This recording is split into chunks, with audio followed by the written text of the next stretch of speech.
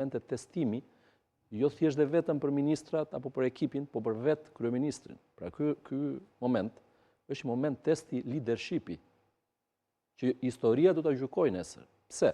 Sepse ne kemi të bëjmë këtu jo thjesht dhe vetëm me një individ, me një ministre, por po flasim për parime të rëndësishme këtu.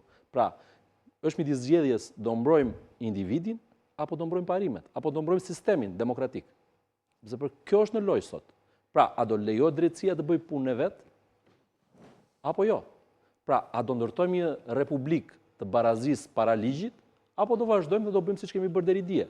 Dhe ky ka qenë kali betejës apo kali karrocës më i fuqishëm i kësaj mazhorance në këto vitet e fundit. Pra, pikërisht kjo reformë, që është reforma në drejtësi. Megjithatë, pavarësisht se çfarë u tha që pati deklarata të tilla njërin tjetrën, unë gjykoj që prapë gjuha e përdorur nuk ishte një gjuhë denigruese ndaj sistemi drejtësisë, ndaj siç kemi parë për së vërtetës nga aktorë tjerë politik.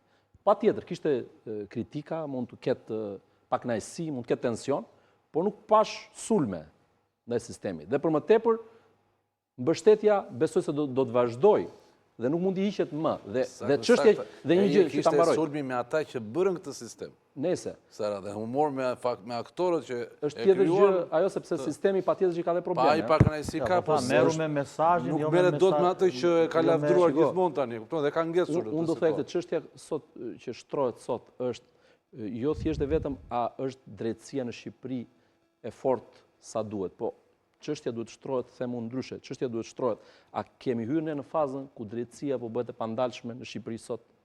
Pra kjo është çështja.